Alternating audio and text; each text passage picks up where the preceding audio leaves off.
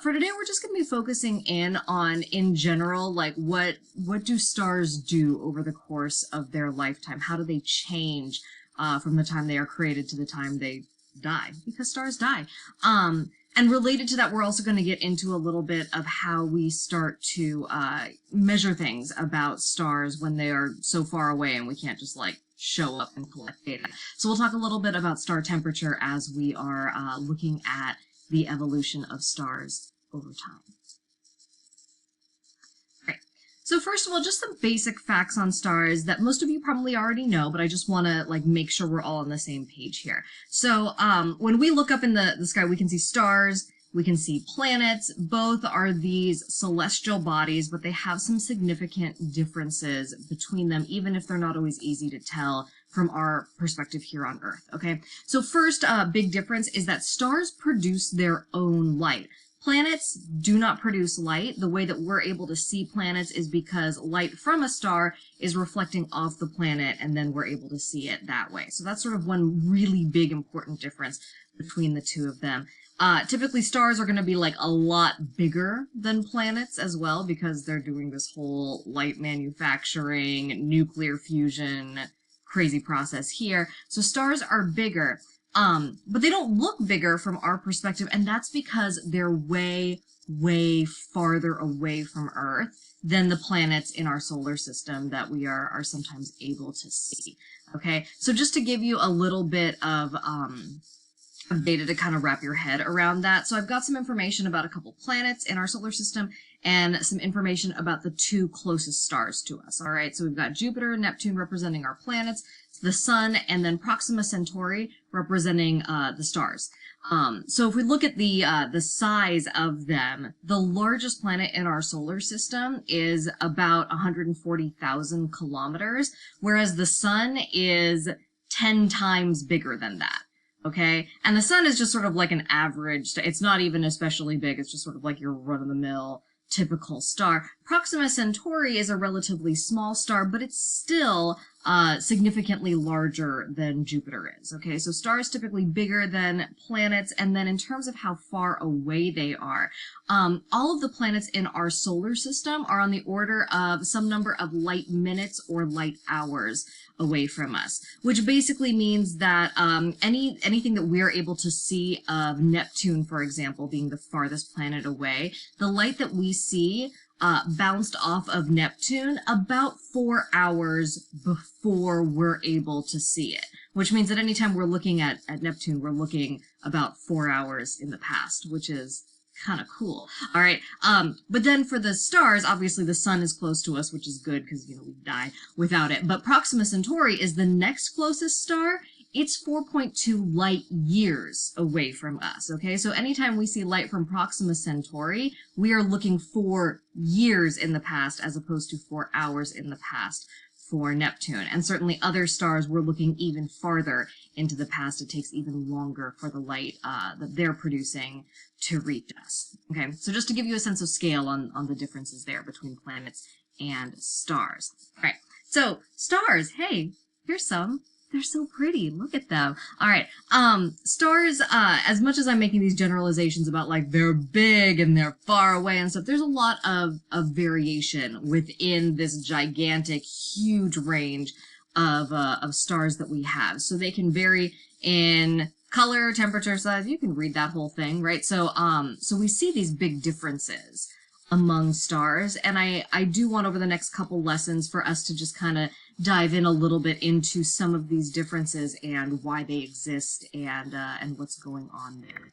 Okay, so let's start off by kind of looking at temperature. So different stars are different temperatures, and we can't really go to the star like with a thermometer to see how hot it is.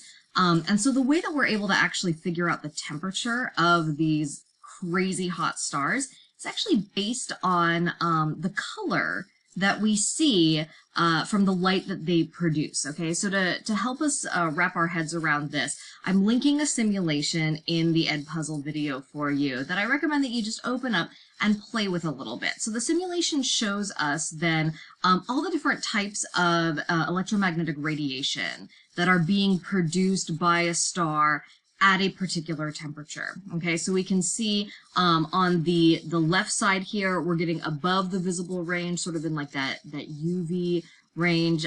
We see our visible spectrum right here at about 500 nanometers, give or take a few hundred. And then anything to the right of that, we're now getting into like infrared and other lower frequencies for our radiation. So I want you to just play with that for a minute.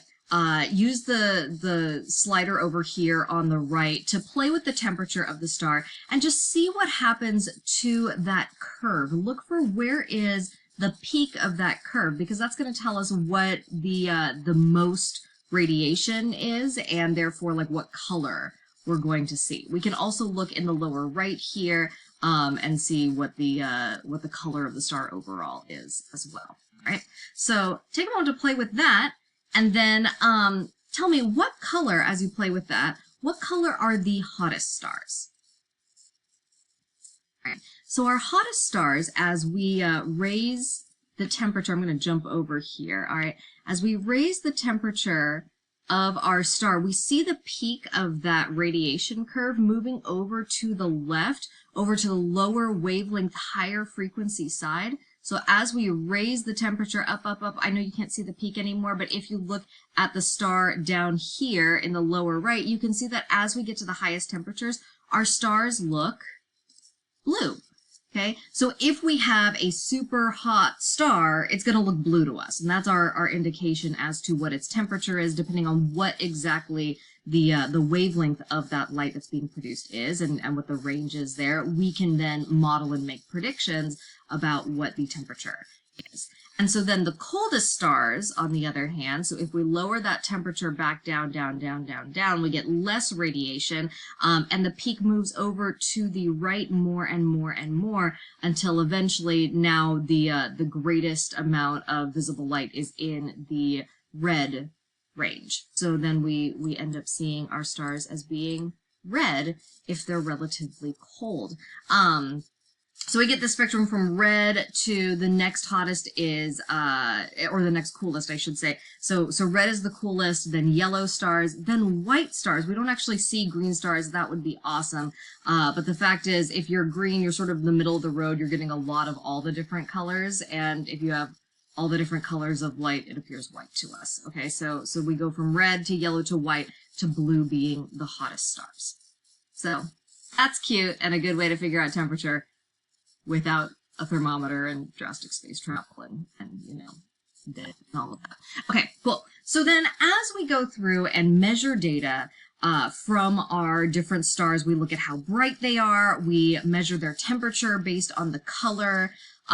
We're able to start plotting out these different stars and start seeing some trends in terms of where our stars kind of land in this brightness to temperature relationship. And if we create that plot, what we're creating is something called a Hertzsprung-Russell or HR diagram, okay? And so you can see that right here. Here's sort of our general types of stars that we see out there in the universe, okay?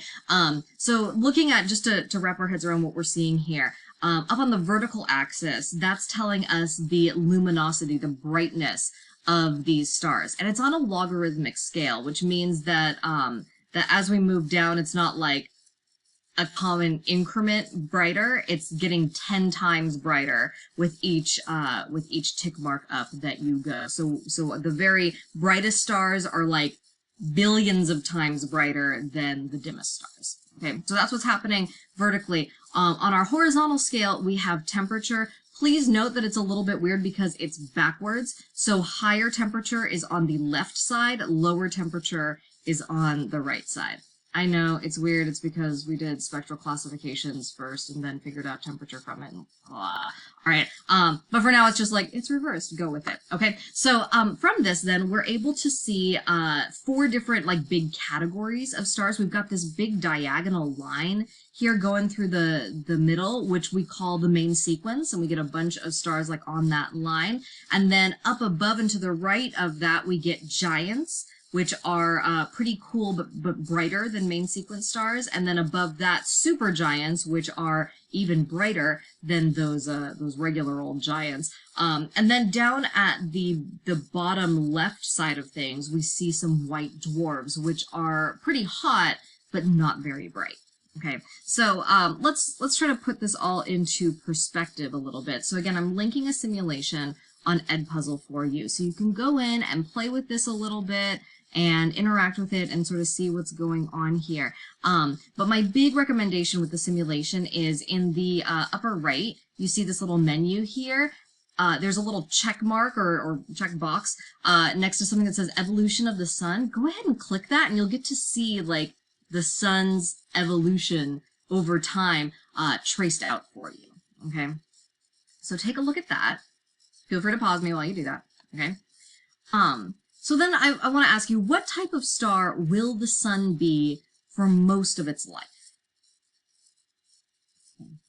So what we should see is that if we click on evolution of the sun here, so there our sun's formed, it's good, and then it's sitting there, and sitting there, and sitting there. Hey, here's where we are now, still sitting there. All right, so the sun is just kind of hanging out then on the main sequence for a really long time, for the majority of its life. And that's good. We like it there on the main sequence. We've kind of like everything is sort of nicely calibrated right now. So we're just going to leave it there. Okay. But then after that,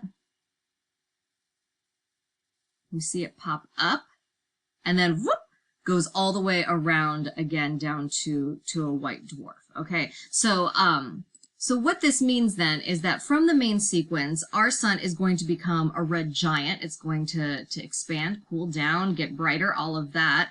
And then it's gonna turn into a white dwarf after that. Okay. All of this is billions of years away.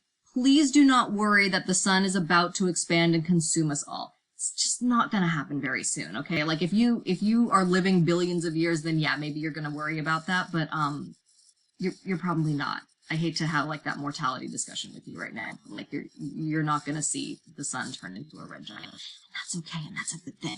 All right, cool. So that's what's going on here. This brings us then to the general life cycle of a star. Now, I know that this image, it doesn't really look like a nice, straightforward linear timeline, and that's because the evolution of a star really depends on how massive it is when it forms. Okay, so there are different pathways that our stars can take. So the way to read this diagram is start in the middle, actually. At the star-forming nebula, an example of that would be the Eagle Nebula, okay? And then from there are different pathways that our stars can take depending on if they're massive or mid-size, or if they're really small, like Proxima Centauri, but we're gonna they're not very interesting. They just stay dwarfs their whole life, so we're just gonna ignore those.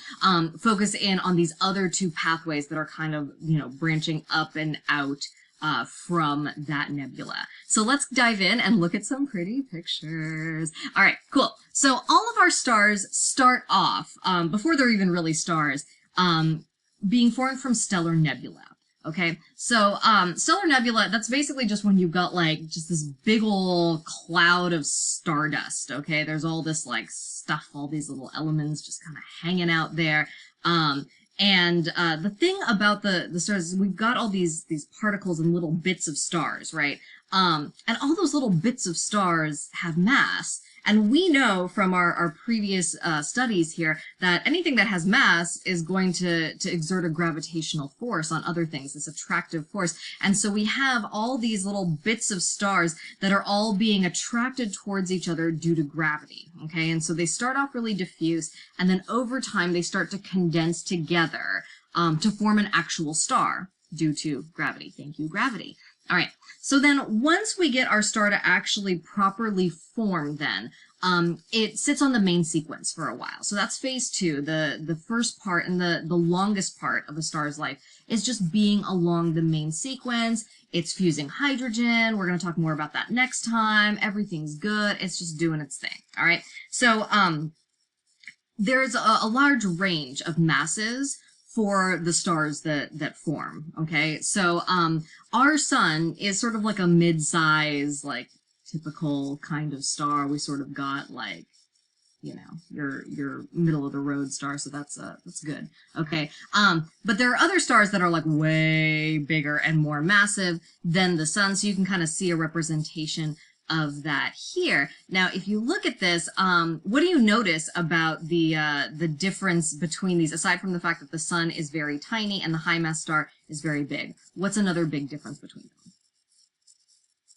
Oh, the high mass star is blue. And if the high mass star is blue, whereas our sun appears more yellowish, that means that the high mass star must also be a lot hotter than our sun. So again, really glad we don't have a high mass star, because it would be too hot and we'd be done. Okay, so thank you, sun, for being just in the middle of the road. Okay, so this is where our stars hang out for most of their life as they go through and really complete a lot of nuclear reactions in their core. Over time, they start using up their hydrogen. Again, we're going to get into that more next time. And so the reactions start to move outward into the outer layers of our star. Starts off in the middle, where it's the hottest, and then over time the reactions sort of like move outward. This causes our star to expand, and as it expands, it tends to cool down, all right? Which is why it then turns into a red giant, because as stars cool down, they get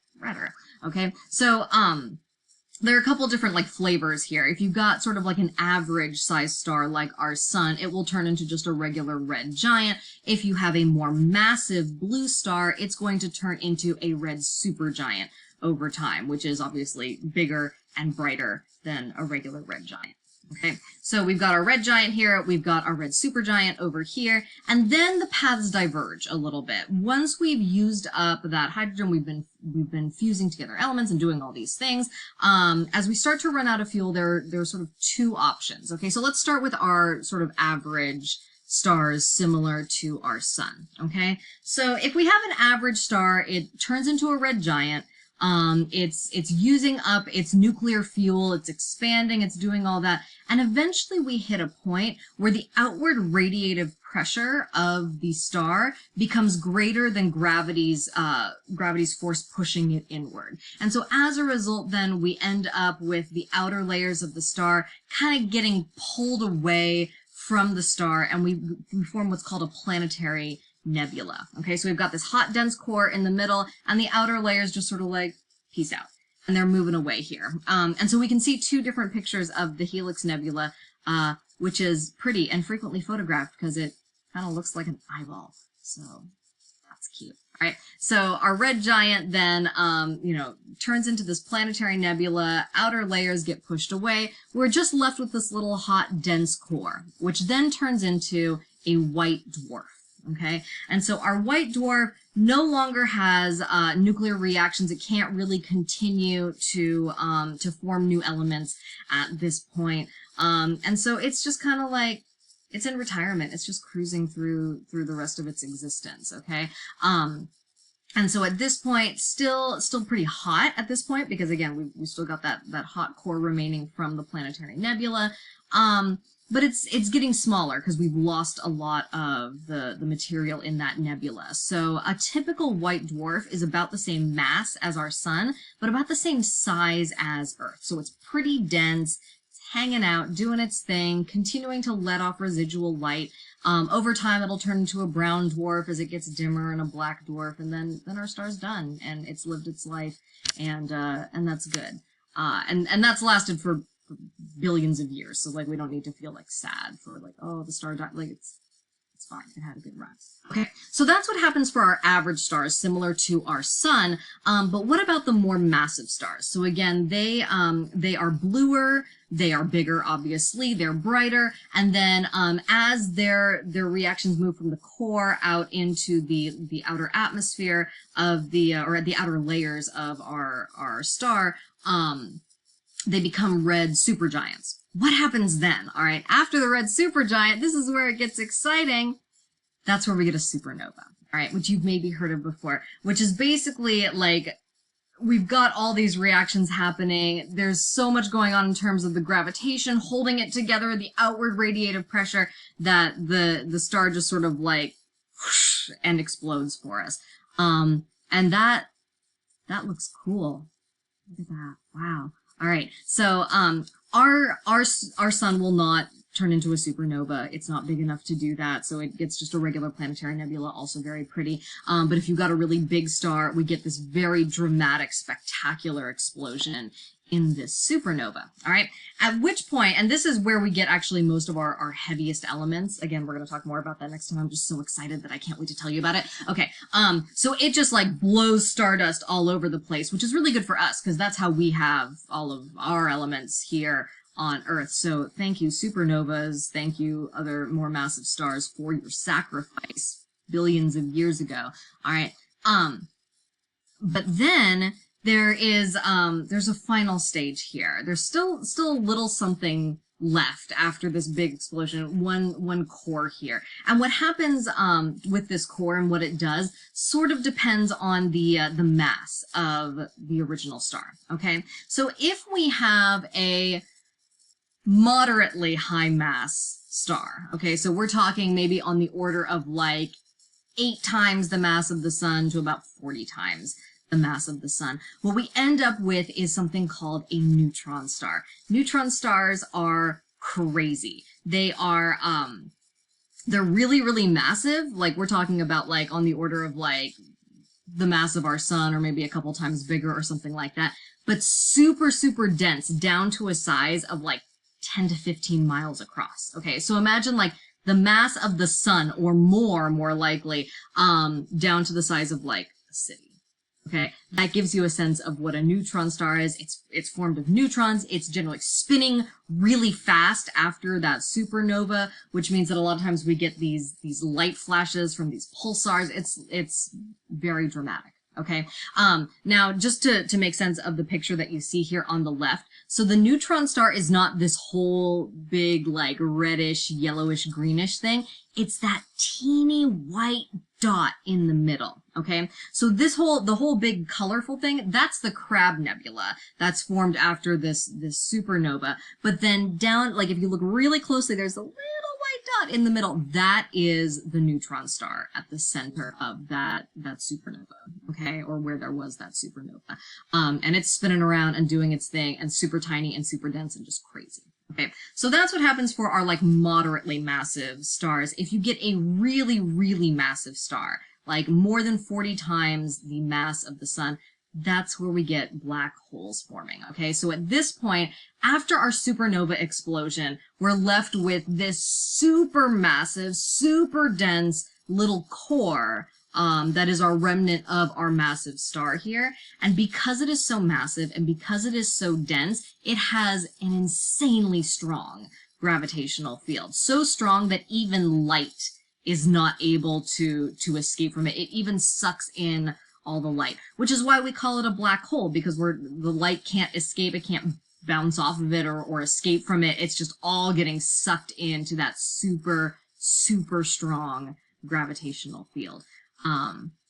So yeah, so we can kind of see that in our picture here. We're able to sort of see the black hole in the middle, and then this sort of outline there and sort of these outer layers just beyond the event horizon there, the light that has not yet gotten sucked into the black hole. Yeah, it's good.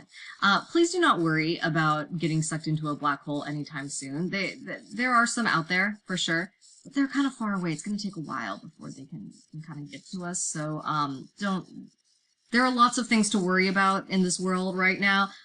Getting like death by black hole is not one of them. Okay, just so we're all clear on that. Okay, cool. So let's finish up. Check your understanding a little bit. So we've got 2 pictures of stars. We've got Rigel over on the left.